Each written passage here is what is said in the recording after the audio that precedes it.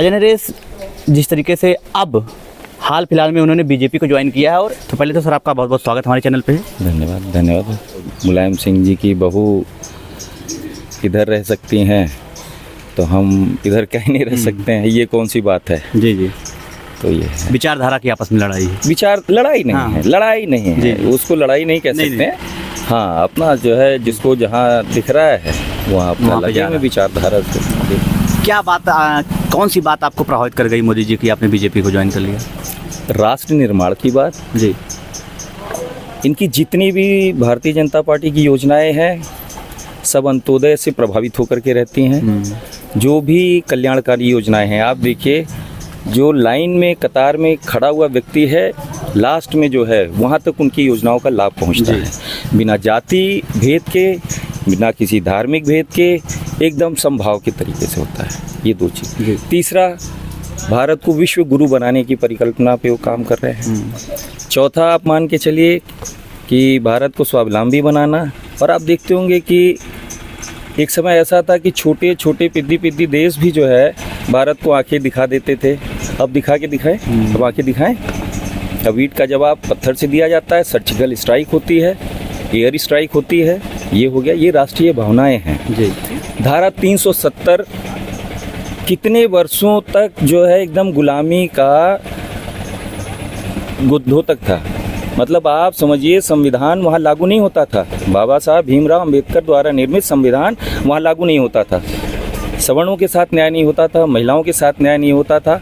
जब धारा 370 वहाँ से हटा है, तब आप जा कर के वहाँ पर एक विधान, एक पहचान और आपका एक संविधान प्रधान, एक विधान, एक प्रधान, एक निशान जाकर के लागू हुआ। तो क्या इन सब चीज़ों से हम लोगों को प्रभावित नहीं होना चाहिए? मोदी जी से होना चाहिए कि नहीं होना चाहिए? तो हम लोग उसी से प्रभावित हुए और कोई चीज़ नहीं भाई। आप देखिए, कांग्रेस पार्टी से लेके जितने लोग थे सब लोग धारा 370 हटने का विरोध कर रहे थे। मतलब जिस पार्टी का निर्माण ही राष्ट्र निर्माण के लिए हुआ था, देश की आज़ादी के लिए हुआ था, वही धारा 370 हटाने का विरोध कर रहा है पार्लियामेंट में। तो कैसे क्या होगा आप समझिए। इसीलिए उन लोगों का दुर्गति ये हो रही है। और देखिए, 500 वर्षों के बाद जो है राम मंदिर का निर्माण हुआ। आप देख रहे होंगे टेंट में प्रभु राम जो है विराजमान थे, वहाँ से उनको हटा करके भव्य राम मंदिर का निर्माण हुआ। क्या हम लोगों को सनातन धर्म तो चलिए एक अलग चीज़ है, क्या एक भारतीयता की, राष्ट्रीयता की भावना की वजह से हम लोगों को नहीं आना चाहिए बीजेपी में? तो यहाँ पर आकर के हम जो है पूर्ण रूप से अपने आप को समर्पित कर देते हैं भैया। आपने कहा कि विश्वगुरु की जो परिकल्पना है मोदी जी उसको आगे ले जा रहे हैं। जिस देश में 80 करोड़ लोग राशन पे निर्भर हैं, ये मैं नहीं कह रहा हूँ, विपक्ष कह रहा है। नहीं, गलत बात बोल रहे हैं आप। देखिए, राशन कब देना शुरू किया गया? कोविड के समय से देना शुरू किया गया भाई। कोविड में लोगों को नितांत आवश्यकता थी, उसके बाद उन्हें महसूस हुआ कि नहीं यार ज़रूरत है। वास्तव में जो राशन हमारा ख़राब हो जाता था पहले की सरकारों में, आप देखते होंगे न्यूज़ में आता रहा होगा, पानी में सड़ गया, गल गया, चूहे खा गए, अनाप शनाप चीज़ें हो जाती थी, कैसे कैसे एक्सक्यूज़ेज आते थे वहाँ पर। तो उस अनाज को अगर जनता का अनाज जनता से लिया गया, जनता के बीच में जा रहा है, अगर उसको दिया जाए तो उसमें क्या बुराई है भाई? आपके घर में 10 दिन अगर मेहमान आकर के रुक जाता है, 20 दिन रुक जाता है, तो लगता है कि यार आपके ऊपर बोझ पड़ रहा है। और यहाँ जो है उस समय से लेकर के अभी तक जो है राशन मतलब वितरित किया जा रहा है, कह लीजिए, या जिसको ज़रूरत है दिया जा रहा है, तो उसमें खराबी क्या है?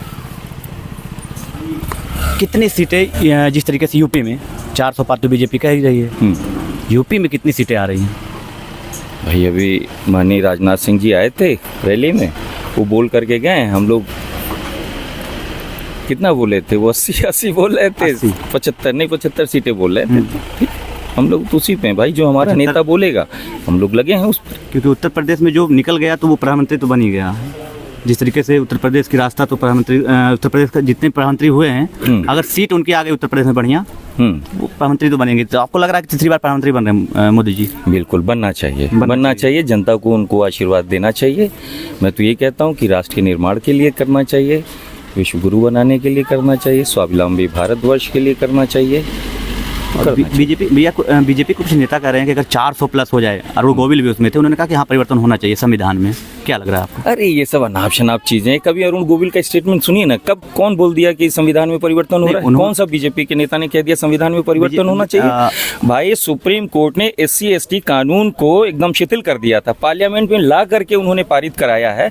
आप कह रहे संविधान संशोधन कर देंगे? मतलब हद हो गई यार। आप लोग जानकारी लीजिए उसको। जब से 400 प्लस सीटें बीजेपी का नारा है, इसी को आधार बनाकर विपक्ष कह रहा है कि हम संविधान बदल देंगे। ये अरे ये मैं नहीं कह रहा हूं। आप शनाब कहने दीजिए उनको, उनसे पूछिए चीजें कैसे क्यों बदल देगा। भाई आप ये कभी प्रश्न पूछे हैं कि सुप्रीम कोर्ट ने SC/ST कानून को खत्म कर दिया था, पार्लियामेंट में ला करके भारतीय जनता पार्टी सरकार ने, नरेंद्र मोदी जी ने उसको पास कराया। भाई मेरे कैसे खत्म कर देंगे आप बताइए ना। महिला कानून, उसके लिए सब संघर्ष हो रहा है। EWS, उसके लिए संघर्ष हो रहा है। आप कह रहे हैं संविधान बदल नहीं, कहीं नहीं। अनाप शनाप बातें कर रहे हैं। क्यों? विपक्ष के पास मुद्दा नहीं है तो फिर ये ऐसा करने की कोशिश मुद्दा क्या होगा भैया? आजमगढ़ में 10 की 10 सीटें दे दी गई हैं, 10 की 10 सीटें दे दी गई इनको। आजमगढ़ का लाल नहीं मिला लड़ाने के लिए, सैफई के लाल आ गए। 5 की 5 सीटें जो है यादवों को दी गई हैं। सब जो है सैफई के लाल ही यादव बनेंगे। आजमगढ़ ने उत्तर प्रदेश में पहला मुख्यमंत्री दिया, OBC का पहला मुख्यमंत्री दिया आजमगढ़ में। आजमगढ़ OBC नहीं, सारे समाज का। आजमगढ़ ने उत्तर प्रदेश को नेतृत्व प्रदान किया था।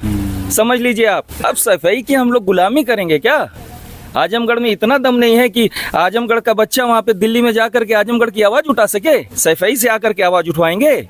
हम लोग उसका संघर्ष कर रहे हैं भाई साहब, उसका संघर्ष कर रहे हैं। अपने लोगों को जागृत कर रहे हैं इसीलिए कि जागो, देखो, चश्मे पे जो पर्दा लगा है, धूल लगा, उसको साफ करो, देखो, समझो। इसलिए हम लोग संघर्ष कर रहे हैं। बहुत बहुत धन्यवाद आपका। अभी हम लोग हैं आदिपुर के पोलिंग बूथ पे और अजय नरेश जी हमसे जुड़े हुए थे। आप देख रहे हैं खेल नीति।